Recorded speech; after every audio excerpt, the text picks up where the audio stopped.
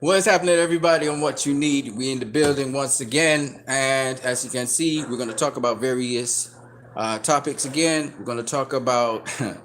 I was just coming off of Showbiz the Adult and listening to him try to explain the franchise championship, and at least he's saying he don't really like it, but he was just trying to explain it. Now, me personally, I just want to say this. All right. I believe that the franchise belt is designated and designed, as much as WBCs like to say that it's for, somebody with incredible service to be able to face any champion at any time from any sanctioning body. That was what it was supposed to be about. And this challenge for the championship, get first dubs on it. As much as they say that, to me, it's a ducking title. It's a title to duck credible fighters because they talk about it's so that you don't have to face your mandatories. And they came up with this brilliant idea, which is backfiring in their face because sometimes the more deserving opponents like Devin Haney and Jamal Charlo, who should be facing these guys for championships, they're allowed to just bypass those guys now and face other guys who are less deserving or less difficult. And that's what happened in the case of Lomachenko. And no matter what Showbiz the Adult says, how Bob Arum requested it on his behalf, Lomachenko accepted it. He accepted the franchise championship belt so he didn't have to face his mandatory Devin Haney. And I remember the WBC president saying, it's like the situation with Canelo. Haney may not be ready to face the challenge. I remember it like yesterday in an interview that Suleiman had.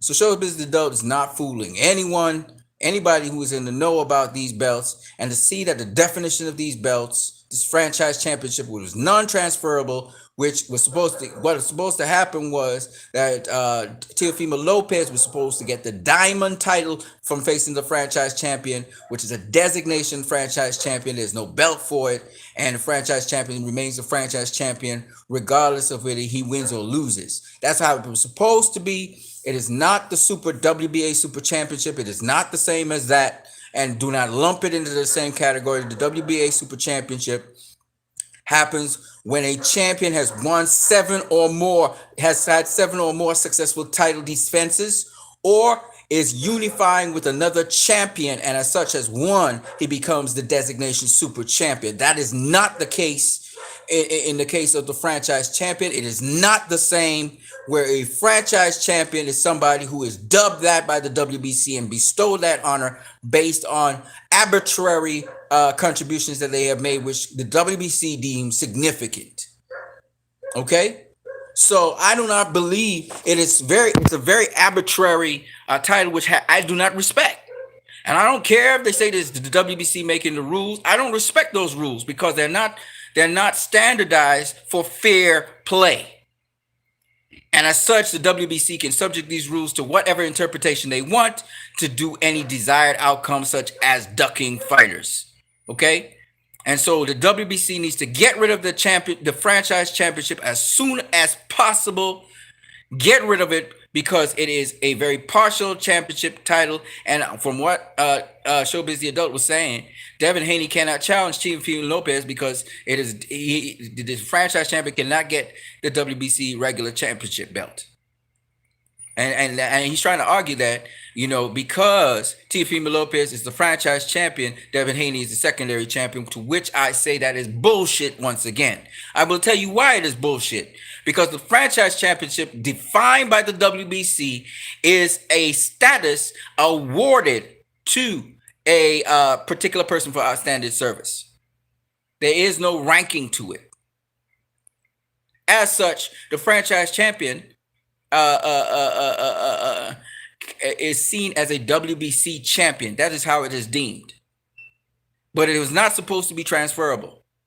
Now the WBC has changed the rules and made it transferable, showing that they do not want Teofimo Lopez to face Devin Haney, because now it's almost impossible for Devin Haney to challenge the franchise champion. However, the franchise champion can challenge Devin Haney.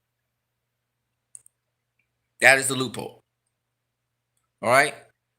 And I say it again, I make no qualms about it, and I will not have any reservation. I want the WBC to hear me, understand what the public interprets their championship belt to be. I see it as a way for the WBC to create a shortcut where their so-called franchise champions do not have to face mandatories who are worthy to face them. Okay, because that designation is only given to 2 champions who their mandatories were deserving to face them. And so the WBC, in the 2 examples we have of the WBC champions becoming franchise champions, the 2 examples that we have shown that these champions, and I'm going to say it now, uncategorically ducked the worthy opposition. Ducked them. And you can't say it's a money-making venture because the sanctioning fees would be the same collected for having the franchise championship belt. So as such, the WBC needs to return to their regular championships, their WBC championships, and they need to get rid of all of these silver titles and all these other bullshit that's out there that we don't need, bullshit belts. I remember the WBO saying the WBC better not put their ass up in our business and don't be coming with no stupid diamond belt up in our place. Let me tell you why the WBC is going to get this treatment. Because as of late, with Mauricio Suleiman, as of late, the WBC has been doing a lot of nonsense. Okay? They've been doing a lot of nonsense when it comes to belts. I'm not talking about all the great work they're doing in the Olympic programs, all the aid that they're doing. I'm not talking about, see, I don't go all over the place. I stay focused. Okay? I'm not talking about all the work they have done with respect to respect to even their WBC champions, how they treat them, and even their VADA programs and all of that stuff. I'm not talking about that. Okay?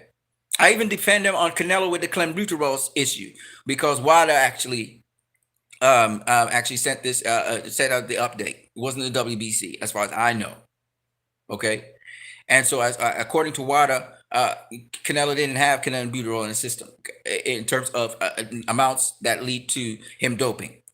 Now I don't know if that's a cover for Canelo or not. There'll always be an asterisk on Canelo for being caught using clenbuterol, but still, nonetheless, I accept that reasoning.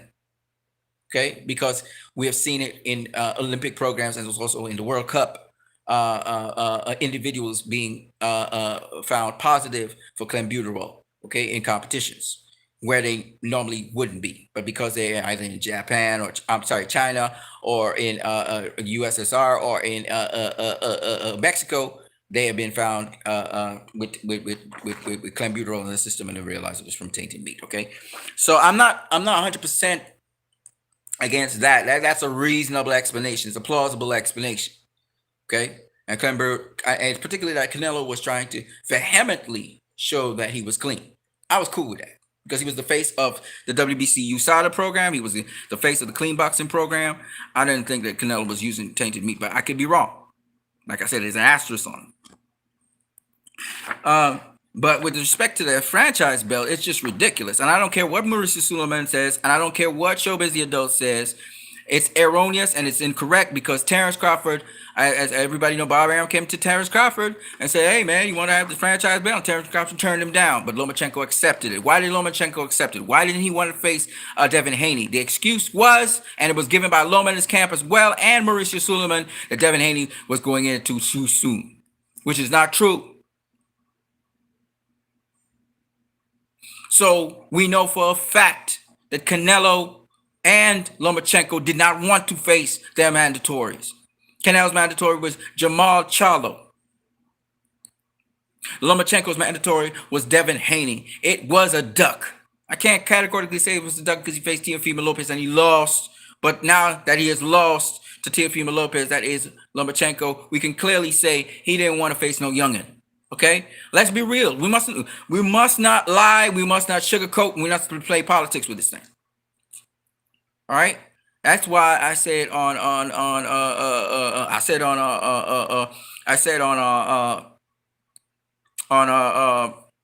social media, on Facebook, I said fuck Lomachenko, and the reason was because Lomachenko would not congratulate Teofimo Lopez, but he would come up with every single excuse in the book for why he lost, which is poor sportsmanship, right? And his fans were taking that, and I was a Lomachenko fan, but after seeing his attitude and I remember what Teofimo Lopez said about him. I remember what Jojo Diaz said about him. I remember what Ivan Redcat said about him. And I realized that he's not a good guy. He's not a good guy. He's just as dirty as the ESPN cast. And by the way, Teddy Atlas, you joined a lot too. You playing the same political games. You're going to talk about it was a draw. Round 2 and round 7. What the hell was you smoking? Right? So what's his name again? Teddy Atlas. Teddy Atlas. And then you want to go in on the judges. But your scorecard ain't right. Your scorecard is wrong. How you could give any of the first 7 rounds and Lomachenko ain't throwing, he didn't even throw double digits. He didn't even throw double digits in those rounds. But he won the rounds? Come on, man. Seriously. Come on. Come on. Anybody pushing that narrative is on a political agenda. And that includes Andre Ward, because y'all know boxing. Y'all know boxing better than that. And for professionals, for pros to be colluding like that, get the fuck out of here. That's nasty. And you make the sport look bad. Now, Showbiz the adult, I ride with that brother because he wants to make boxing, top tier. I ride also with K9 Bundridge. I don't agree with everything he says, but he a champ. I respect him. But there's no way Showbiz the adult could explain franchise championship, and he knows that. All he could talk about is the status, and that it's a higher status than the regular championship, which is not true. It is a designation for honorary service, which, yes, the franchise champion ascends to a higher level, but it is not properly designated.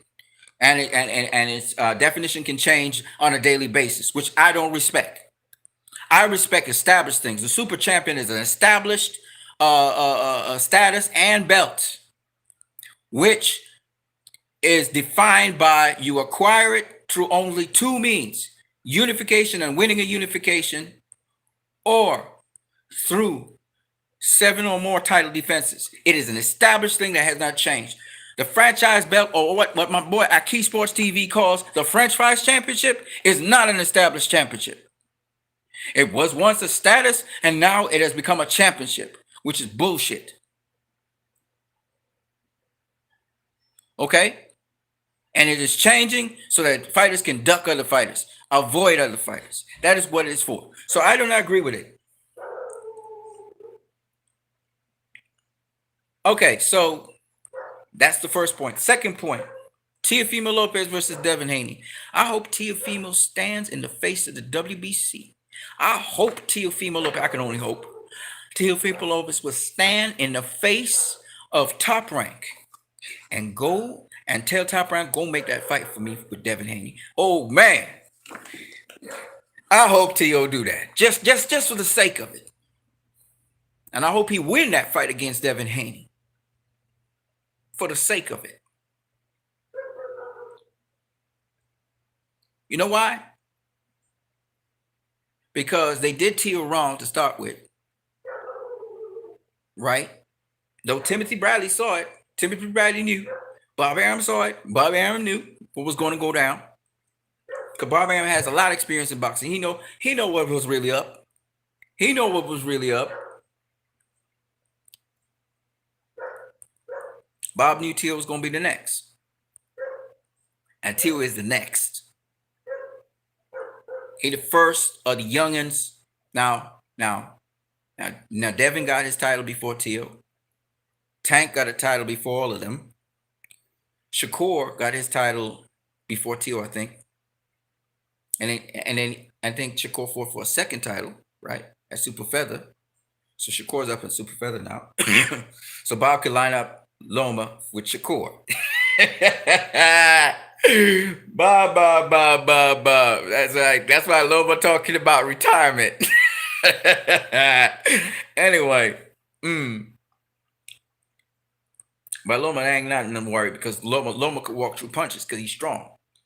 So that's where Shakur got to be stronger to be able to deal with Loma, because if Loma decided to bully him, it could get difficult. So Shakur got to get stronger, because when Loma comes down to Super Feather, he gonna be hella strong. He gonna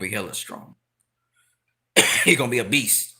If Loma's factoring that in, his conditioning strength, just make sure you don't lose no muscle mass. And Loma gonna be hella strong when he come back down. All right, so anyway, and Loma not gonna be no easy work for nobody at Super Feather. Let me just make that abundantly clear, because he gonna be stronger than every single super featherweight there. If he go fight Miguel Burchelt could win the fight, but it's gonna be a tough fight for him because Loma's so strong. So Loma has good chances of winning down at super feather if his muscle mass is not affected when he loses the weight. Okay. So I said I would have talked about that. But yeah, I would love to see Teofimo Lopez versus Devin Haney. If Teofimo Lopez is going to stay at 135 and have one more fight, he should settle the score with Devin Haney. Otherwise, he should move up to 140, man, and do his thing at 140. Like I said, fuck Loma. Fuck a rematch. You know, Teal should never give Loma a rematch. Should just deny him. Because Loma never thought about Teofimo Lopez. I never wanted a rematch with Teofimo Lopez. They had no rematch clause, so you should honor that and make sure that Lomachenko doesn't get a fight with him. Because if they didn't want a rematch, then Teofimo Lopez should follow the script. You didn't want a rematch. You understand what I'm saying? You didn't want no rematch. Otherwise, you would have wanted a rematch. You turned down a rematch clause, so you wouldn't have a rematch with Teofimo Lopez. So you will honor that to the end. And fuck Loma. And I say it again, I don't hate Loma. He's still a human being. I don't like his personality, and he's not a true champion. A true champion will be able to take a loss and bounce back. A true champion, I don't care how much your feelings is hurt. A true champion would acknowledge the other guy that beat him. Say, you the better man tonight. That's what Pacquiao couldn't do. That's what Kovalov couldn't do. That's what Triple G couldn't do. That's what Deontay Wilder couldn't do. Never gave Tyson Fury the credit. You think these guys could ever beat Tyson Fury? You think any of those guys who never gave the guys the credit could ever beat those guys? They could never beat them. Because the first thing you got to do is acknowledge you lost. Andrew Ward said it. You got to acknowledge your loss. Floyd Mayweather in the Olympics, the 96 Olympics. Everybody talk about Floyd can't take a loss. What would you do if he took a loss? Nothing. You congratulate the champion. You the better man on the night, as he did in the 96 Olympics.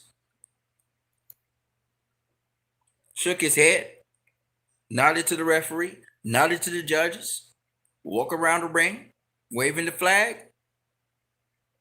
He acknowledged the kid that he lost to because he knew it wasn't his fault, and he left. He never mentioned it in a big way. He never talked about the judges. He never talked about injuries, none of that shit. He said, well, it seemed as though I wasn't good enough to get the gold. I go home with my bronze medal, and it's time to go to the pros. That's all he said. Because what don't need to be said, don't need to be said. Pernell Whitaker, when they gave him a draw against Julio Cesar Chavez, he didn't say nothing. He said the people saw what they saw. They're going to be the judge. I'm just the people champ. You dig? He didn't have to say, oh, the judges. He ain't saying nothing about the judges. What don't need to be said, don't need to be said. Oscar De La Hoya comes in against Manny Pacquiao. Totally out of shape and out of weight to this day. Oscar De La Hoya never made an excuse about it. To this day, Oscar De La Hoya gives Manny Pacquiao the credit for beating his ass. That's what real champions do. That's what real champions do. I can't respect Lomachenko. Because what he tells me is in his loss, he's not a decent dude. He's not a decent dude at all. I remember Miguel Cotto. Miguel Cotto used to stump out and walk out on fights. Right? I remember Adrian Broner even walked out on a fight after the Marcus Maidana fight. He didn't get up to say anything. They can't stand the heat. They can't stand the heat. You think that would ever happen with Floyd? Oh, fuck no. If he lost, he was going to acknowledge it. He was going to acknowledge that the other guy was the better man. He was not going to complain. He wasn't going to do shit. Why? Because true champions can take a loss and bounce back. Even Floyd say that. He didn't lose in the pros, but he lost in the amateurs. Did he ever protest the judges? No. He said, "A close fight. I thought I won." In the amateur bouts. But you know something? You got to be a good sportsman out here. You can't be so egotistical and want everything your way. There's nothing wrong with wanting things your way. But you're so egotistical and wanting things your way to try and, how do I put it?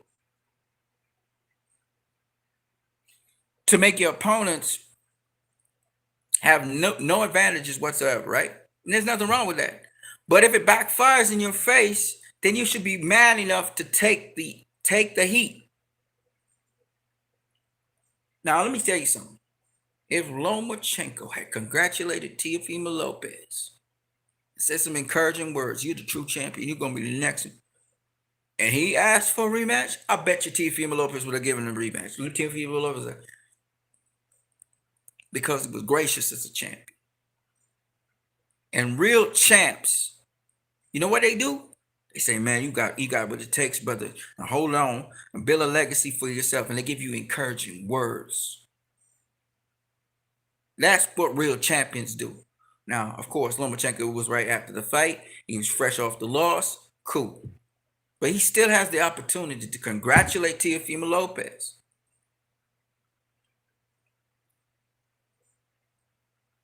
And put the past behind him. He has the opportunity. Because I can't criticize him on how he fought. He fought the best he could. Lomachenko, that is. And one hell of a fight. What I criticize him for is the aftermath. I criticize him for trying to find excuses. I criticize him for not congratulating Teofimo Lopez. He said it wasn't personal, but he made it personal. Especially after the fight.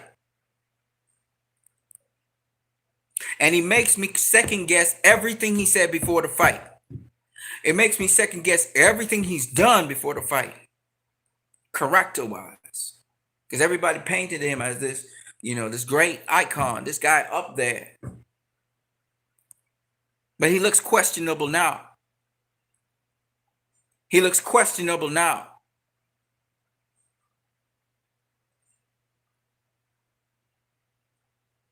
So I can't agree with people who are saying Teofimo Lopez is undisputed. I can't agree with that.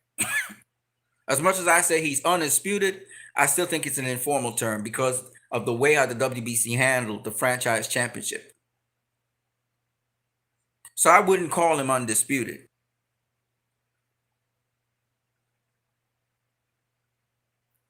Especially after Showbiz the Adult did that piece. I wouldn't call him undisputed. I agree with Floyd Mayweather on that point, that he's not undisputed. But make it abundantly clear.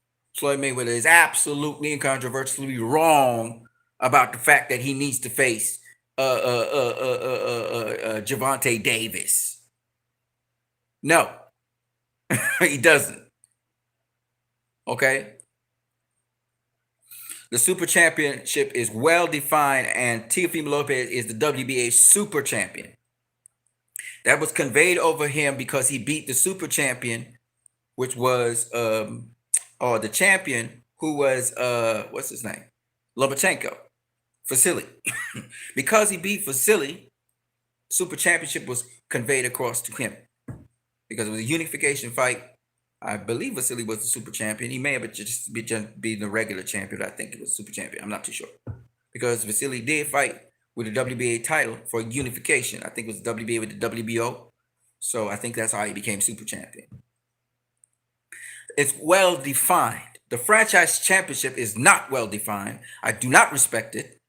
Okay? It is an arbitrary title. I see the WBC title as the real title. I think of the French Fries Championship as ill-defined, and as such I do not respect. It makes a mockery of everything and allows for ducking. And that's how I define it. Because the WBC doesn't know how they define it because they cannot explain their definition. And they change their definition on a daily basis. Therefore, I do not respect it. You want me to respect your institution and what it does, then define your stuff properly and conform by your definitions. So I don't respect the French Fries Championship. Okay, and I expect other people to also agree with me on this.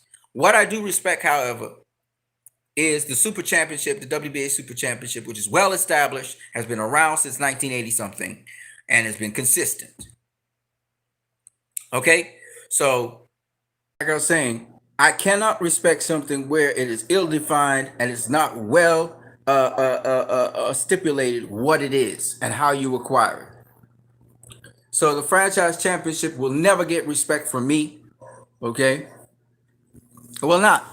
And so therefore, Teofimo Lopez is not undisputed, in my opinion, and he has to face Devin Haney, whereas he definitely does not need to face Gervonta Tank Davis. He doesn't need to face him, all right, to fully be in undisputed. Devin Haney's designation as Jamal Charlo's designation, I now say, I changed my stance on it a bit, is actually the legitimate designation. It is not like the regular WBA belt, which is a secondary title. It is actually, because it is so well defined, it is actually the belt, which is why there was a vacation. Lomachenko vacated the WBC title and acquired the status of a franchise champion. So he had to vacate. Whereas in the case of Floyd Mayweather, he was upgraded to super champion, which is why I don't even understand how Floyd Mayweather doesn't understand this, because he was a super champion. But anyway, he was upgraded to super champion, in which Keith Thurman, who was the interim champion at the time, was upgraded to regular champion, which is a totally different status to when there is no super champion. Okay. So and what it allowed Floyd to do was Keith Thurman was no longer his mandatory.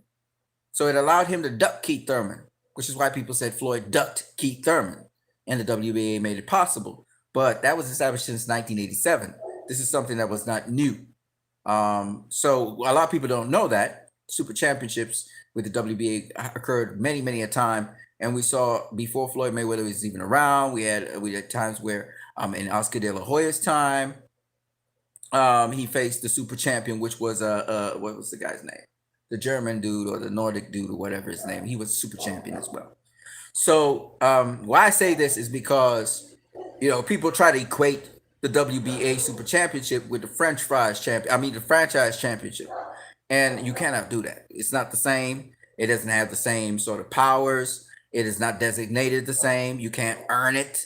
It's something where you can earn it, but it's bestowed. It's not like, so it's not the same like a super championship, which is has a long history. So I don't want anybody saying this and he's like the WBA, which is what Showbiz was trying to equate it to. I understood what he was trying to do in terms of how it's the status of it is, but I wouldn't even equate it to that. Yeah, I'm having little problems with YouTube. YouTube was trying to do all kinds of stupidness, and then the internet was trying to be as stupid. But I'm not going to stop. I'm going to make my claim, and I'm going to say what I have to say. Nobody's going to stop me. So back to what I was saying concerning the shout out to Poopy Sister. I want to know what 68 Sports TV thinks about Lil Baby. I don't give a fuck what he thinks. I don't care. I couldn't give a flying fuck what he thinks. You know what I'm saying? Go ask him. I don't even know if he's around. I haven't seen him in a long time. Anyway, back to what I was saying. So yeah. So that's what I have to say about that. Now, Teofimo Lopez, I hope either faces Devin Haney or he goes up to 140 and he does his thing. I really don't care which one it is. Now, another thing that a lot of people are talking about is, how, the franchise champion, you can challenge anybody in any weight class. The WBC champion can challenge any WBC champion in any weight class. If you are a WBC champion at one weight class, you can challenge a WBC champion above you or below you. And you get mandatory, you become the mandatory, okay? You may not be able to do that with other sanctioning bodies like the WBO, etc. And then WBC is saying that they could do that with their franchise champion, but have the other sanctioning bodies agree to that. So these are the kinds of things that I'm talking about. And from what I see, the WBO doesn't seem to like certain things that the WBC try to infiltrate with. So I'm just saying this to say, quite frankly, that if Teofimo Lopez wants to be undisputed, I suggest he goes and faces Devin Haney and just blows away this franchise championship bullshit that the WBC is trying to push through Mauricio Suleiman, because this is nonsense. I am not against the WBC by any means in terms of many policies that they do, but this particular policy is raw shit. It's rubbish. Okay? I hate to have to use curse words to describe it, but that's what it is. All right?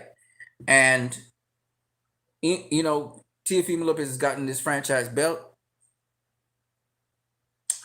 And I can only hope that he understands and he decides I'm going to earn the WBC title and undo this shit that the WBC did with Lomachenko and Devin Haney. And I hope that he wins the fight with Devin Haney and gets his just due, but at least Devin Haney gets his shot, which he should have gotten with Lomachenko, who ducked his ass with Teofimo Lopez. That would be a real manly thing, and it's a very risky thing for Teofimo Lopez to do, to just up and face Devin Haney and all of that. But, you know, I would hope that he wins, because we see, and I'm going to talk about this fight. We have some upcoming fights to talk about. We see that, for example, Roman Chocolatito Gonzalez, who's going to be fighting Friday night for the, I believe, what title does he have? The WBC or the WBA? So he is the WBA super flyweight champion. He's on a collision course with Juan Estrada, who will be facing Carlos Cuadras come Friday on the same card on DAZN for the WBC super flyweight. Now, you know, these two guys faced each other at light flyweight, right? So what's interesting about this is I think that Devin Haney is going to face Teofimo Lopez a couple times in his career, maybe 3 times, because as they move up in weight class, they're going to be on a collision course with each other. So that's why I said they may face each other multiple times. That's how I see trilogies happening. That's how I see competition happening. When a guy puts himself back in position to face you. So let's say he loses the first fight. Let's say Devin Haney faces Teofimo Lopez. He loses the first fight. But so in the case of Devin Haney versus Teofimo Lopez, we could see it happening where Devin Haney, you know, maybe he wins the first fight and he becomes undisputed. And maybe Teo goes up. All right. Or maybe Devin Haney loses the fight. Teofimo Lopez wins it. Teofimo Lopez is now undisputed. And he's legitimately undisputed. And he moves up. And Devin Haney faces him somewhere, maybe in super lightweight, maybe in welterweight. They bounce up again and they clash and they face each other again. And maybe Devin Haney wins it this time or whatever. So what I'm saying is that it sets up for, that's how trilogies happen. Like what's going to happen in this upcoming fight, which I want to talk to you guys about. So Friday on DAZN, y'all guys can check out Showbiz the Adult. He's going to be covering Chocolatito Gonzalez versus Israel Gonzalez. I saw this featured bout coming up. That's part of the doubleheader for the WBA Super Flyweight Championship of the World. Roman Gonzalez is the WBA champion. Israel Gonzalez, I don't know too much about that dude. If I'm going to make a pick really quick, I think Roman Gonzalez is going to take it in that fight, because I know nothing about Israel Gonzalez. Juan Estrada is going to be facing Carlos Cuadras for the WBC Super Flyweight that same night. So they're on the same card, which means they're in a collision course with one another. Juan Estrada versus Carlos Cuadras. Carlos Cuadras is a very good fighter. This is a guy that I thought unofficially beat Roman Gonzalez, but didn't get the decision. And by the way, just to say, you remember Ritson, who was supposed to face Miguel Vasquez? Well, Miguel Vasquez, from what I see, I didn't see the fight. It looks like he unofficially won the fight, but officially they gave it to Ritson, which is another robbery of Miguel Vasquez once again. Nico Vasquez can't seem to get a fair shake out there, but it is what it is. All right.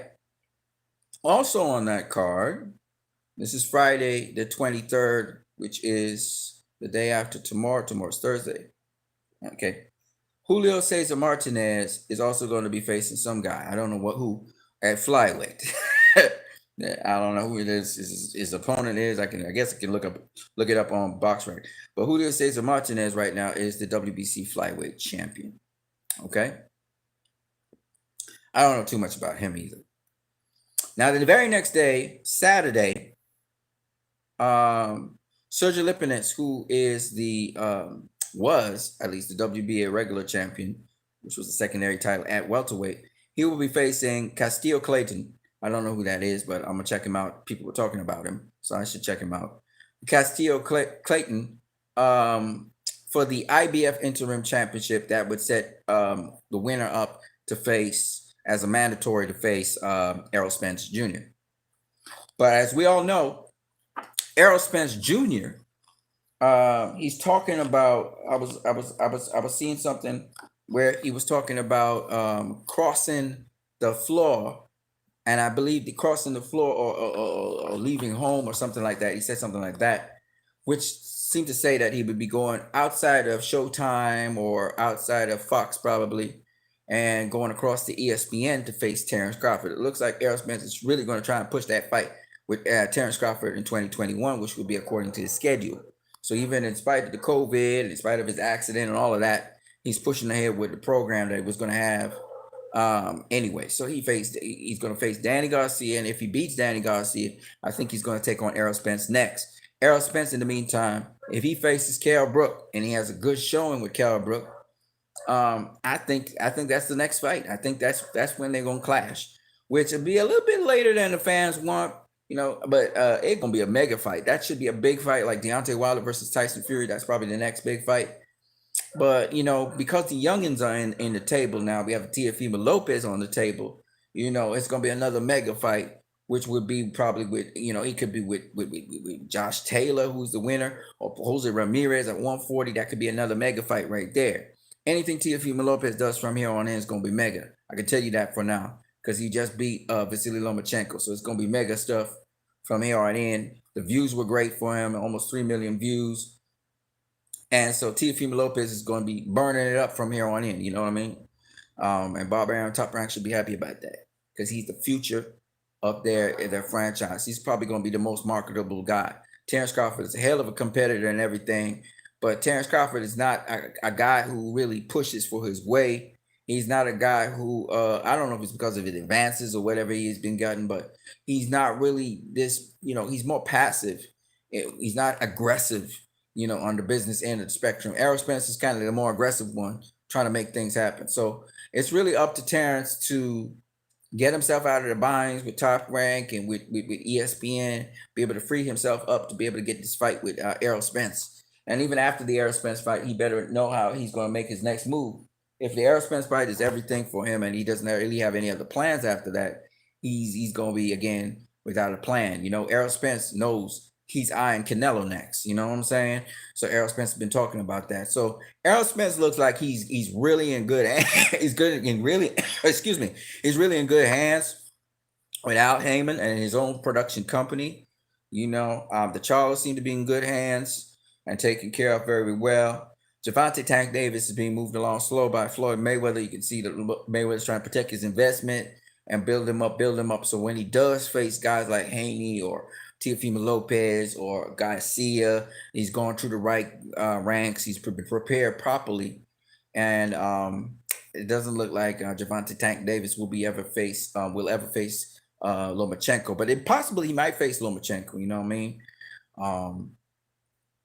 But that's basically it with Tank, how Tank is being moved along. Right now, Tank got Leo Santa Cruz in front of him, right? Now, I think that's basically it I wanted to talk about. Teofimo Lopez, man. You know what's a nice, good thing about boxing, though? When you really have a mega fight, people talk about it. It reverberates for days and days and days after. And what's so great about this mega fight was that Teofimo Lopez showed everybody that he could box. And he outboxed and he outsmarted Lomachenko. And he did it in a dominant way, in a very classy way. He finished, with a bang and everything. And so it was so unspeakable that even Lomachenko fans who were really heavy on Lomachenko got shocked. I told y'all Teofimo Lopez was going to shock y'all. I was going to surprise y'all. I told y'all that on social media. I told you that everywhere. And I said Teofimo Lopez can box. I didn't think that he was going to outbox Lomachenko. I thought he was going to bang him and get him out of there. But he outboxed him too. And he did it along the lines that I was talking about. So I saw the interview with Luke Campbell on Fight Hub TV with Marcus Vegas. Shout out to Marcus Vegas. And I gotta say, man, Luke Campbell said, man, I think I kind of laid a beating on Loma, and he was never the same. I don't think that's the case, because after that fight with Luke Campbell, I think that Lomachenko, he got banged up, but I don't think that's the reason. I think it was the blueprint that was set. And I think Teofimo Lopez was very confident about it a very long time ago. I remember seeing an old interview by Ellie Sack back where they were talking about how to beat Lomachenko. The fighter was trying to explain. Everybody trying to face Lomachenko straight up and down, coming straight down the center. And then Tio was like, "Don't give it the secret. Don't give it the plan." So I think they knew how to beat Lomachenko from way, way, way, way, way back. Another thing that I wanted to say, which I think I said already, but Teofimo Lopez versus Lomachenko reminds me of Floyd Mayweather versus Manny Pacquiao. I think a couple of people actually said that now, right? A lot of people say that. And actually, I was going to do a video comparison, a short video comparison showing this, but I said, you know what, I'm not going to put up no videos on this, and I'm not going to put up no video on the scorecards either. I could have done a 30-second clip and show y'all how, how Julie Lederman's scorecard was on point. How, like how I said, I spoke about Adelaide Bird's scorecard as well. And I can tell when people don't know shit about boxing or they be faking it to get fake outrage. When I see the Teddy Atlases of the world, excuse me, when I see the Teddy Atlases of the world, and I see all of these ESPN people, and I see all of these major channels trying to shout down Julie Lederman and say how her scorecard was so bad. Nobody's going in on Andre Ward's scorecard because, it's Andre Ward. Fuck out of here. Fuck out of here. Julie Lederman's scorecard is true to the punch stats. The only round that was indisputable that Lomachenko won, that was not a swing round, was round 11. The only round. And Teddy Atlas said it. He actually said, that was definitely a round that Lomachenko won, round 11. Teddy Atlas knows. And then to turn around and to say that about Julie Lederman, the late, great Harold Lederman's daughter, I thought was shameful. How could you say that in the same breath? How could you go in on Julie Lederman? She scored that fight right. 8, 9, 10 were swing rounds because Lopez never stopped countering Lomachenko. Lopez never stopped landing those body shots. That's why it paid off in round 12. Y'all wasn't paying attention to him because Lomachenko was doing more than he did in rounds 1 to 7. It made the rounds more competitive. And to his credit, he was landing more shots on Lopez because Lopez had stopped jabbing. Right? And was a little fatigued, and he was trying to take a break. But Lopez was landing nasty body shots all in those rounds. And I thought personally that Lopez took the 9th round. I thought it was the 8th round, but it's actually the 9th round that he took. Okay. So I had it 9-3. 117 to 111. I do not repent of what I said. I'm not changing my mind. Okay? I thought that Lomachenko definitely took round 11. That was a definitive round on his part. He was going in for the KO. He was trying. He hurt Lopez in that round. Lopez hurt him multiple times in the fight.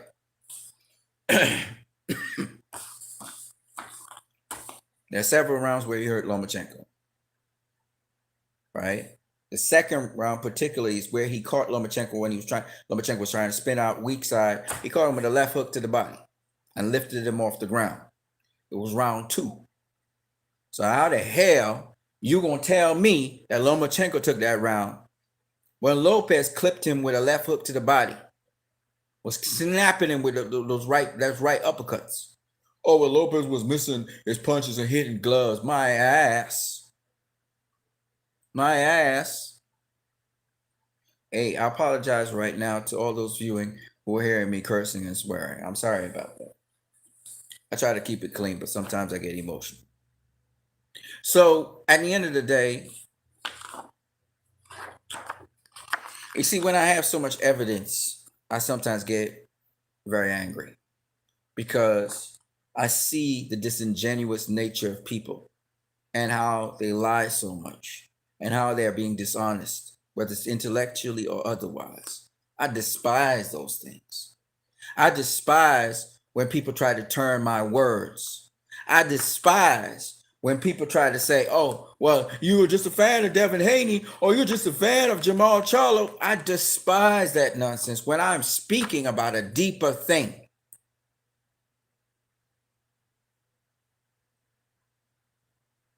So, once again, we try to come from principle.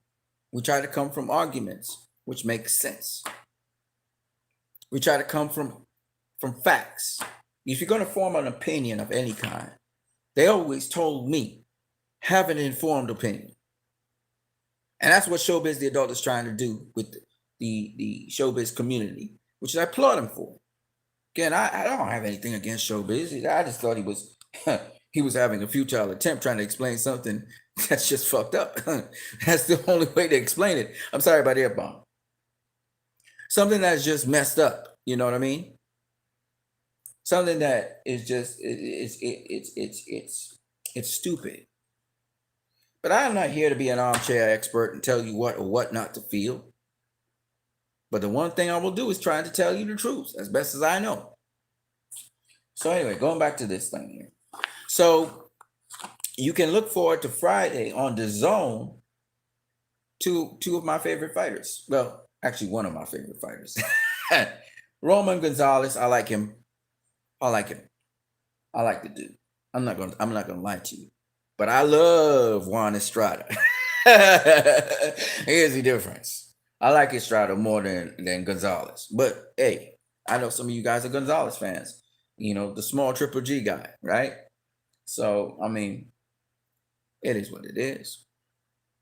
I want to see Estrada, I think, has the tougher competition, but I don't really know. I can't really verify.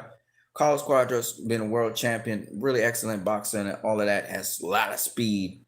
So I would love to see how Juan Estrada fares against Carlos Cuadras, if he can adapt to him. And if Carlos Cuadras whoops his ass, well, guess what? You get to face Roman Gonzalez.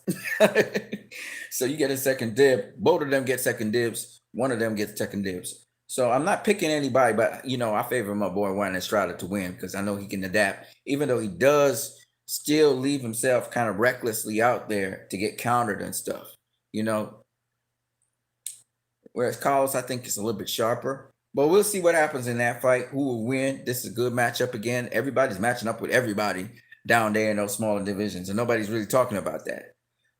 So I would love to see that. Estrada has a tougher competition, I think, because I've never heard of Israel Gonzalez. So I think Roman Gonzalez getting a nice little tune-up fight, whereas Juan Estrada is getting a real fight. He's in a real fight. I think Estrada fought sometime this year, so this will be the second time this year he would be fighting. Which, you know, I love it. I love that Juan is being matched tough. Julio Cesar Martinez, I don't know nothing about that kid, and I don't know who his competition is, but I'm looking forward to that fight as well. It's a championship flyweight fight. I'd like to see how that pans out. And also to the day after, the Saturday, Sergio Lipinis versus Castillo Clayton. I gotta have to do my homework on them. If you guys know anything about those guys, let me know. All right. And I didn't talk about